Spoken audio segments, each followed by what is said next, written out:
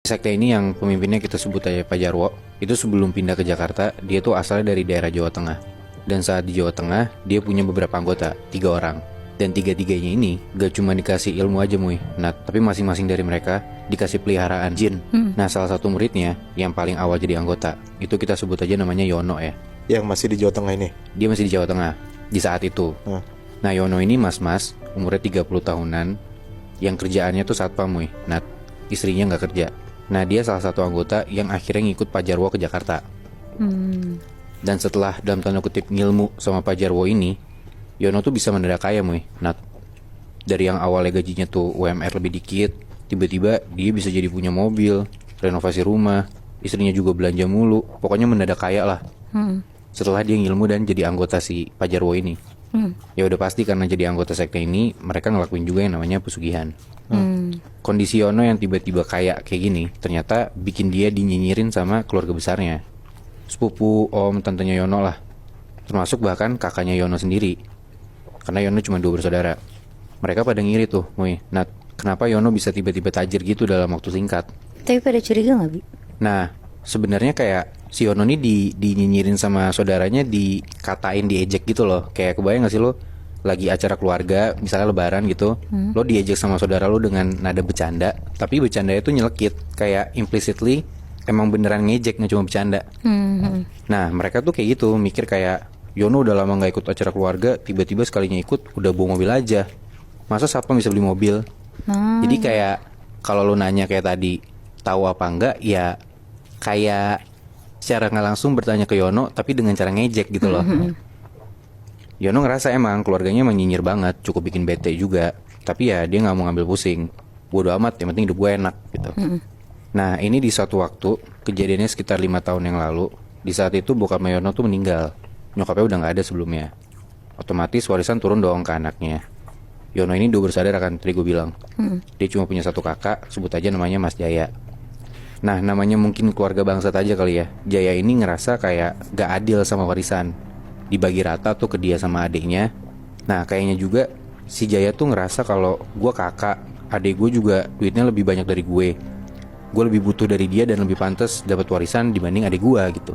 Oh, si abang ini finansialnya nggak stable gitu, Bi? Nggak stable Muy. Ya mungkin bisa dibilang seperti Yono dulu lah. Gajinya kayak UMR kayak gitu-gitu loh. Iya. Nggak kayak Yono yang sekarang yang ya oke banget gara-gara apa yang dia lakuin gitu kan.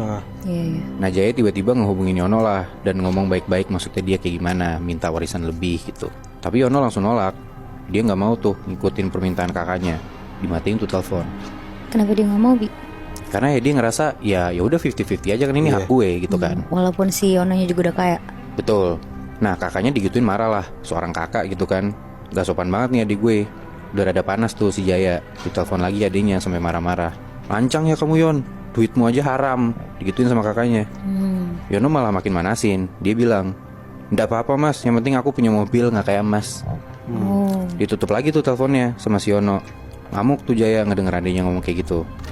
Dia gak tahu adiknya ini cuma mau jawab cepet aja biar warisan yang gak dibagi sesuai maunya si Jaya, atau emang beneran duitnya Yono tuh haram. Tapi yang pasti Jaya tuh marah banget ngedenger adiknya ngomong kayak gitu. Dan saking keselnya, Jaya tuh mau ngerjain adiknya ini. Jaya kontak tuh temennya yang emang dukun di daerah Jawa Tengah buat ngerjain si Yono. Yang kejadian di satu malam ngefek tuh ke Yono. Di satu malam Yono lagi tidur, tiba-tiba pintu kamarnya digedor. Pintu kamar ya, bukan pintu rumah. Begitu Yono buka pintu, dia lihat makhluk hitam, tingginya 2 meter, matanya merah, berdiri di depan kamarnya. Tapi ya yang kayak kita udah tahu Muy, Nat, Yono gak akan takut sama yang kayak gitu. Ya gak sih, gak ada apa-apanya dibanding peliharaan dia lah. Udah tuh pintu ditutup, dia tidur lagi. Begitu bangun paginya, perasaan Yono tuh kesel banget. Dia tahu yang ngirimin pasti ada hubungannya sama kakaknya. Karena Yono tuh dengan masuk ke anggota sekte ini mainnya bersih banget Muy, Nat. Gak ada yang pernah dijadiin musuh, dan dia tuh gak cari masalah sama siapa-siapa lah. Dibalas lah sama si Yono ke kakaknya ini. Besokannya dikirim tuh peliharaannya Yono, dan langsung kejadian. Di besok malamnya itu, tengah malam, kakaknya Yono ini si Jaya lagi tidur. Dengan posisi telentang, Jaya ini ngerasa kayak ada sesuatu yang nyentuh pipinya dia gitu loh. Kayak ada angin tipis-tipis nyentuh ke pipinya. Jaya melek gara-gara hal itu. Tiba-tiba persis di depan mukanya Jaya itu ada sosok hitam. Matanya merah, bertaring, nyengir gede banget.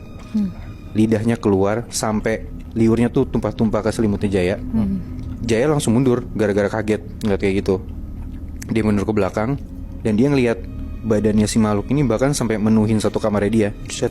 Tingginya juga mentok sampai atap. Bahkan makhluk ini tuh nunduk, makanya kepalanya tuh bisa persis di depan Jaya, saking gedenya si makhluk ini. Jaya teriak-teriak kayak orang gila sampai akhirnya istrinya tuh kebangun. Tapi istrinya nggak lihat apa-apa. Dan setelah itu Jaya pingsan sendiri. Gak sampai situ Muy, Nat. Ternyata Jaya makin marah dan balas dendam ke adiknya sendiri. Jadi kayak perang ilmu hitam sama saudara sendiri gitu ya? Iya Muy, dia datengin lagi tuh temennya yang dukun ini dan minta Yono buat dicelakain. Bener aja, beberapa hari setelah itu, di satu malam nih, Yono lagi tidur, telentang gitu. Tiba-tiba dia sesak nafas, si Yono. Dia ngerasa lehernya kayak ada yang nyekek. Ya namanya orang pintar kali ya. Gak lama dari situ dia bisa tuh ngelawan si makhluk kiriman ini.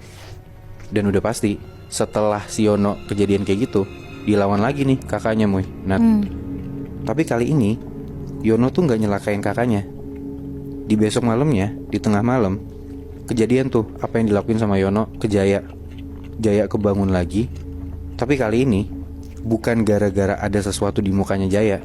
Jaya kebangun gara-gara dia dengar istrinya tuh gerasa kerusuk, kayak ngeronta-ronta gitu loh.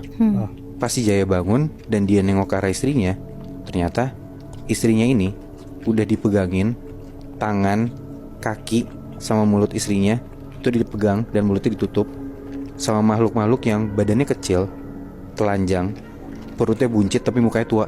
Tuyul, Bi. Kayak tuyul tapi mukanya tua, Nat.